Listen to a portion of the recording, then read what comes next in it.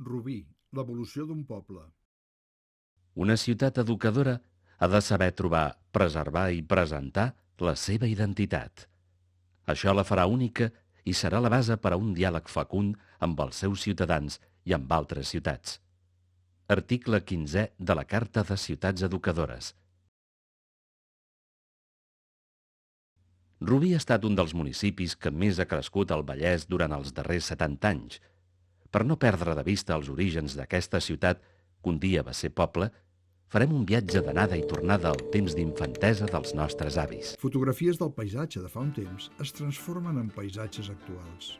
La imatge actual d'un vial de ciment travessant un riu es transforma en un pont de pedra on hi passa un tren.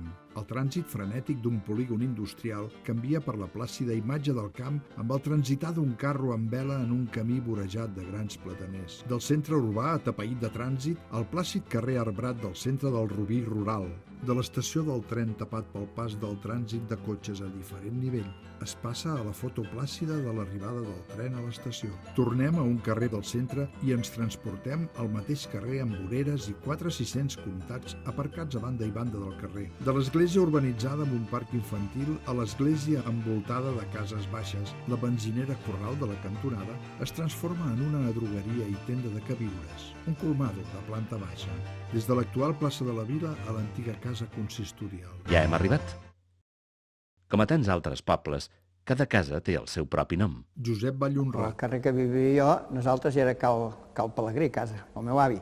Davant de casa hi havia Cal Marxant, hi havia Cal Madí, hi havia el Cal Puigmiquel, més enllà, Cal Xatut, Cal Pensit un tros més amunt, a Cal Sabateret. El poble anava del passeig de Pau Claris a la plaça del Domènec, avui plaça Pearson. Més enllà, tot eren camps. Tot Can Oriol, tot allò eren vinyes. Anava d'excursió a bosc de Can Oriol. I el anar d'excursió a bosc de Can Oriol era doncs, una efemèrides per tots. Ostres, anem a Can Oriol, anem d'excursió a Can Oriol. A través de la Riera, a Port Nou, al Castell, i passi-ho bé. Ha parlat Josep Capmany sobre les imatges dels llocs anomenats. A l'Escola Ribes, que allò era pràcticament ja als afores de Rubí. Hi havia una activitat comercial molt important, malgrat la proximitat de grans nuclis urbans com Sabadell, Terrassa o Barcelona. Des de Can Falguera fins a Can Calopa es trobava al llarg de 8 quilòmetres la ubicació de l'Horta Rubinenca. No era d'ell, era un veí, que de vegades es deixaven la terra. Deia, mira, vols un tros de terra? I llavors ell aprofitava per fer, mira, les coses que podia, no? El conreu de vinya i cereals s'alterna en petites zones d'arbres fruiters, especialment presseguers i cirerers. Ha canviat moltíssim, moltíssim, moltíssim. Tot el que surt de les càmeres frigorífiques no és el mateix que surti de la planta. Amb els excedents de fruita i algunes verdures es feien confitures i conserves que es podien consumir durant tot l'any. Mare de Déu, fèiem conserva, i tothom es feia marmelades de tot, i de la fruita, i de per tot l'any. Per tal d'assegurar-se la proteïna de tot l'any, les cases de pagès feien la matança del porc. Cases al darrere tenien corts. Normalment tenien un parell de porcs, a part de les gallines, els conills, i llavors a l'hivern es mataven el porc, esclar, l'havien de portar al matadero, i es feien tots els embotits, i tenien embotits i tot per tot l'any. Fins a mitjans del segle XX, a l'estiu, els ramats d'ovelles baixaven de les muntanyes i passaven pel poble. La proximitat de grans concentracions urbanes fa de Rubí un objectiu interessant per a molts estiuejants. Anava bé, perquè, esclar, venien més, perquè, esclar, si vivien aquí, gastaven, però bé. Eren gent, doncs, molt tocats i posats, Me'n recordo que anaven a jugar a tenis, que organitzaven balls i festes a les torres, bueno, encara n'hi ha de torres. La gent que venia de Barcelona inclús parlaven en castellano. El paisatge de Rubí estava condicionat per una de les principals activitats econòmiques del poble, el cultiu de la vinya. Aquella olor a brisa, a suc de raïm, no? Al most, com si diguéssim. Jo havia trepitjat raïm. I la il·lusió que ens feia anar a trepitjar el raïm. 3 homes carreguen al carro una portadora plena de raïm. Les tècniques del cultiu de la vinya es depuren i s'opta cada cop més per potenciar la varietat Xarel·lo, un tipus de cep molt apreciat i de fàcil adaptació. Els ceps estan plens de raïm. El resultat del cultiu depenia en bona part de la cura que es tenia durant l'any. Collint els gotims ben madurs. La verema culminava tots els esforços i mobilitzava una part important dels rubinencs al voltant de les tasques pròpies de l'elaboració del vi. Tractors de l'època treballen la terra. Després d'un magnífic registre de producció de vi l'any 1960, comença un declivi continuat que desemboca en crisi originada per la pressió demogràfica i el transvasament de pagesos cap a l'activitat industrial. Les primeres indústries s'instal·len a Rubí al segle XIX, però és durant el primer quart del segle XX que es consolida un nucli industrial, especialment dedicat al sector tèxtil. L'any 1933, per exemple, el nombre total d'empreses era de 45.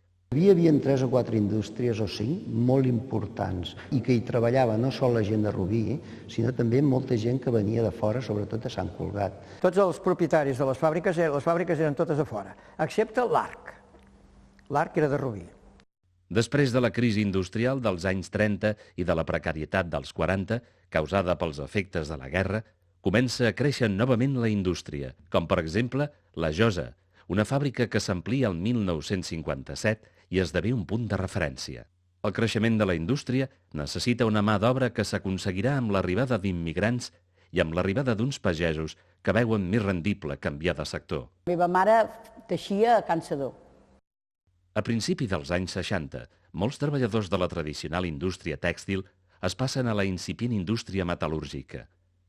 En aquest trasbals, la Josa buscarà personal, sobretot femení, mitjançant anuncis al setmanari Rubricata. Tot i guanyar més diners que al camp, les condicions de treball a les fàbriques no són gens fàcils.